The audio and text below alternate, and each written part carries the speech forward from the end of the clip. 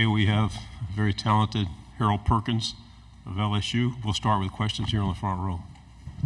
EP Stedham, AP and Kelly, as we see at syndicated radio. Harold, your coach said you'd be playing between the tackles and then be using other positions based on the situation. How do you feel about this role? I feel good about it. I'm confident in my coaches and my teammates to put me in the right position to be successful and make plays. So, yeah, I'm confident. I love to move. Okay, on the aisle here. Abby Williams, OU Nightly from Norman. Being so dominant in that linebacker position, how much have you watched Oklahoma's Danny Stutzman, and do you see any similarities between yours and his game? Can you repeat your question? Danny Stutzman from Oklahoma. Do you see any similarities between your game and his game? Who is that? Oklahoma's linebacker, Danny Stutzman.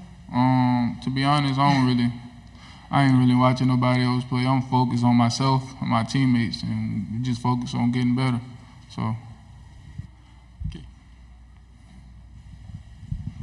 Wyatt Nunn, Cameo 8 Sports. What has new defensive coordinator Blake Baker brought to the team so far?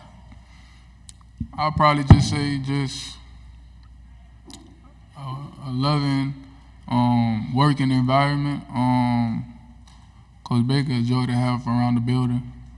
He's the DC, but obviously he's my coach. He's my position coach. So my first time meeting him, he came out to practice with some cleats on, and it made me laugh a little bit because, they just speak to the testament of what he is. He coming out here, he wants you to work, but he's putting in the work too. He's not just out here just telling us what to do. He's showing us how to do it. So that's one thing that I love about him. Front row. Michael Cobble, WBRZ TV in Baton Rouge. Harold, what's it going to take for you to be successful this year? What does success look like to you? And I guess, in the physicality of playing inside, how can you ensure that you have the most success?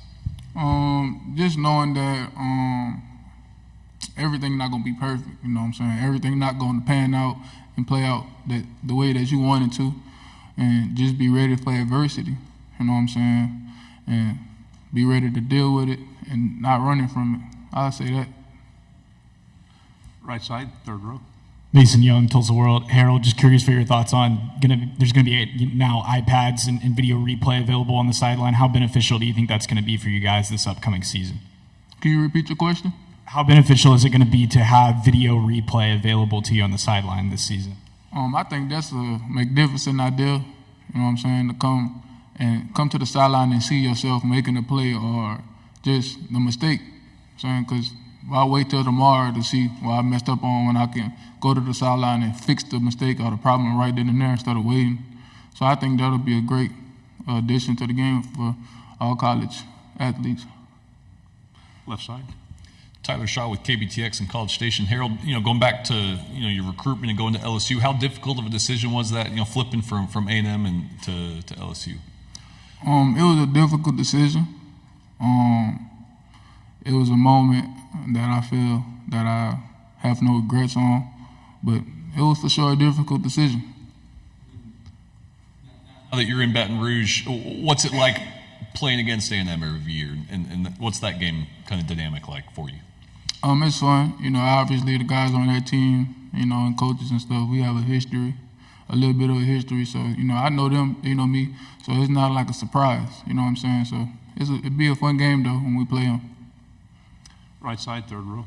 Chessa Boucher with NBC 33 in Baton Rouge. You talked a little bit about Blake Baker and busting out the cleats. Have you ever had a coach do that? And what have you just learned from him? And what's going through your mind as you see him there with the cleats on?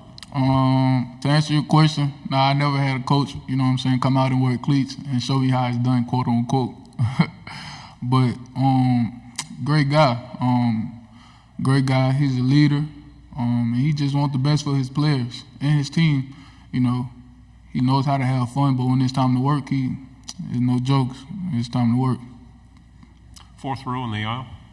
Daniel Brown, KTBS TV in Shreveport. Not sure if you had a chance to really interact with him much since he's in a different position group, but freshman Gabriel Relaford on the defensive line, what are you expecting from him as he contributed in the spring, and what do you want him to contribute there in the fall?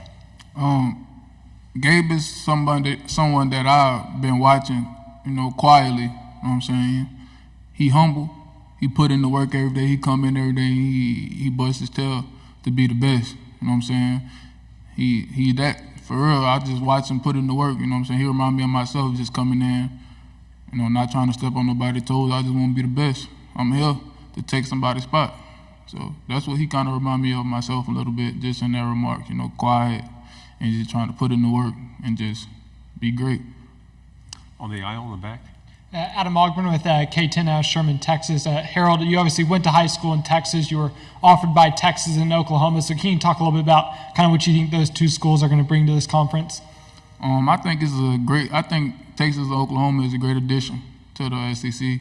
I obviously feel, and some of y'all might feel the same, that the SEC is the best brand of football that you can play at the college level. And just adding those two great universities to the SEC can't do nothing but help the SEC go up and help their school go up too. So I think it's a great addition. On the left in the back. Dan Peck, ESPN 106.7 in Auburn. We had Coach Kelly in here, and he talked about moving you from the outside to the inside. He thought that maybe on the outside teams could scheme to play away from your side of the ball. That's going to be tougher with you in the middle. Can you just talk about the transition that is for you to move from the outside to the inside and what you're looking forward to this season? The transition for me has been wonderful. Like I said previously, I trust my coaches to put me in the right position to be successful. And the rest is on me. Like, I trust in my abilities and my qualities that God has blessed me with to go out and make a play. So I'm excited to see where this year gonna go. Front row. Eric Bailey with Tulsa World. Piggybacking off the OU Texas question, can you talk a little bit about Brent Venables, his recruiting style, and just the kind of defensive coach that he is at Oklahoma? To be quite frank and honest with you, I don't really know too much about him, but I'm pretty sure he's a great guy. You know what I'm saying? Oklahoma defense, I feel, should be good this year. Obviously, there's no sleepers in the SEC, so I feel like they're going to be a good team. Maybe be familiar with, too. He's not your position coach, but Kerry Cooks. He was a former Oklahoma assistant. Can you talk a little bit about Coach Cooks? Yeah, Coach Cooks is a great guy. Obviously, last year he was our safety coach, and he was in a room with a guy, one of my roommates, Major Burns. So, yeah, Coach Cooks is a great guy. Love him and want the best for him. Last question here in the front. I can't imagine you living with Major. He talks so much and you don't. So, just the defensive front, a lot of concern in Baton Rouge, obviously having to add some new players in there. What are you seeing in the tackles specifically, maybe, that gives you a lot of hope for the line this year? We're big up front. That's something that I love. And they're aggressive. They're not passive. We took a hit losing Mason, my brother Big Took. So I'm excited for the guys that we got in there because they big, you know what I'm saying? And then you add the addition with Coach Bo. You know what that could do. I don't even got to speak on Coach Bo. Y'all know his work. So, yeah. Harold, good job. Thank you very much. Appreciate y'all.